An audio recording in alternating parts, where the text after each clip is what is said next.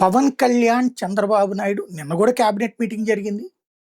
మొన్న పార్టీ కార్యాలయంలో పార్టీ నాయకుల మీద సీరియస్ అయినటువంటి సంఘటనలు చోటు చేసుకున్నాయి.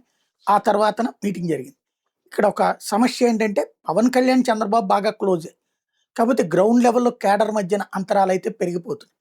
తెలుగుదేశం కేడర్ డామినేషన్ జనసేన వాళ్ళు అంగీకరించలేకపోతున్నారు. సామాజిక వర్గ డామినేషన్ కూడా అంగీకరించలేరు కాపులు. అది సమస్య ఎదురవుతోంది. దానికి పర్యవసానమే ఓ రజనీనో, ఒక బొలిశెట్టో మాట్లాడినట్టుంది. ఆ తర్వాత బొలిశెట్టి ఓ రకంగా రాజకీయ వైరాగ్యాన్ని ప్రదర్శిస్తే, రజనీ ఓ రకంగా రివర్స్ స్టేట్మెంట్లతో ముందుకు వెళ్తోంది. సరే వాళ్ళ చిన్నవాళ్లే కావచ్చు. కాకపోతే ఒక పక్కన జరుగుతుంది. రెండో వైపునొచ్చేటప్పటికి తెలుగుదేశం పార్టీ రైట్ చేసినటువంటి దాన్ని భుజాన వేసుకుంది పవన్ కళ్యాణ్. జంతు కొవ్వు, ఆవు కొవ్వు, పంది కొవ్వు ఇట్లాంటివన్నీ కలిసినటువంటి నూనెతో, నెయ్యితో చేసిన లడ్డూలు అన్నటువంటి. అది కాదని తేలిన తర్వాతన డిఫెన్స్‌లో పడటం తెలుగుదేశం వంతయింది. అదే సందర్భంలో లేదు లేదు అది కల్తీనే జరిగింది అనేటటువంటిది, వేరే నెయ్యే వాడలేదు అని చెప్పారు. కాబట్టి అది కల్తీనే అన్నటువంటి పాయింట్ పదే పదే చెప్తున్నా. పబ్లిక్‌లో అంతగా వెళ్ళట్లేదు. కాబట్టి తటస్థ పబ్లిక్కు, హిందుత్వ పబ్లిక్‌ని నమ్మించాలంటే ఖచ్చితంగా బీజేపీ, జనసేన మాట్లాడాలి. అందుకే వాళ్ళిద్దరి మీద మళ్ళీ ఒత్తిడి తీసుకొచ్చాక మొదట్లో స్పందించిన వాళ్ళు ఇప్పుడు కంటిన్యూగా స్పందిస్తూ ఉన్నారు, మాట్లాడుతూ ఉన్నారు. పవన్ కళ్యాణ్ అయితే ఏకంగా ప్రతి నాయకుడు, ప్రతి కార్యకర్త మాట్లాడండి అనేటువంటి నిన్నటి నుంచి జనసేన వాళ్ళ బ్రేకింగ్లు ప్రారంభమైనాయి. ఇవన్నీ జరుగుతున్నటువంటి సందర్భంలో ఈ ఇద్దరి భేటీ 2:30 గంటల పాటు సాగింది. నిన్న క్యాబినెట్ మీటింగ్ పోయి ఏదో అఫీషియల్ అనుకోవడానికి క్యాబినెట్ మీటింగ్కి సంబంధించినట్టు. కాబట్టి ఈ లడ్డూ అంశం డిఫరెంట్. ఇప్పుడు ఒకటి, పవన్ కళ్యాణ్ మొన్న అమిత్ షాని కలిసి రావడం.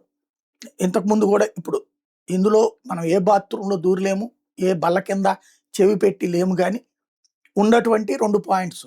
ఒకటి, రాజ్యసభ స్థానాలకు సంబంధించి 4 ఖాళీ అవుతున్నటువంటి వేళ 3 బీజేపీ అడుగుతోంది, 1 తెలుగుదేశాన్ని ఉంచుకోమంటుంది. ఆ 1 తెలుగుదేశం సానా సతీష్కి అటు పెట్టుకునేటట్టు. అయితే జనసేనకు ఒక్కళ్ళైనా రాజ్యసభలో తమ వైపు నుండి ఉండాలన్నటువంటి కోరిక. ఆ మధ్యన సాక్షి రాసుకురావడం లింగమనేని అని. నేనైతే లింగమనేని నమ్మను అనుకుంటున్నా. అది పక్కన పెడదాం. లింగమనేని అంటే తెలుగుదేశం అతనికి జనసేన తరపు నుంచి ఇవ్వడం అనేది కరెక్ట్ కాదు. ప్లస్ లింగమనేని కూడా అట్లాంటి రాజకీయాల్లోకి ఎంటర్ అవుతాడు అన్నటువంటి నమ్మకం అయితే లేదు. సరే చూద్దాం. మేబీ మనం 100కి 80% ప్రిడిక్ట్ చేయగలం, కానీ 20% ఫెయిల్ అవుతూ ఉండొచ్చు. అందులో ఇది కూడా ఒకటి అవుతుందేమో తెలియదు. అది పక్కన పెడితే అక్కడ జరుగుతున్నటువంటి పరిణామాలు మరొక టర్న్ తీసుకుంటున్నాయి. రాజ్యసభలోకి ఇప్పుడు 3 ఏమన్నా పవన్ కళ్యాణ్ వెళ్ళి అమిత్ షాని ఒకటి మాకు వదలండి అని అడిగారా? అమిత్ షా ఓకే అంటే చంద్రబాబుతో చెప్పారా? ఇది ఓ సందేహం. రెండోది వచ్చేటప్పటికి నాగబాబు మంత్రి పదవి ఇంతవరకు అవ్వలేదు, ఏడాది దాటిపోయింది.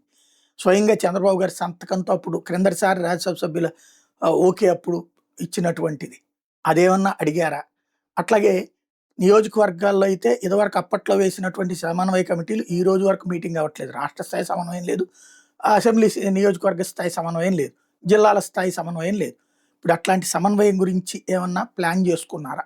ఇది చూడాల్సిన అంశం.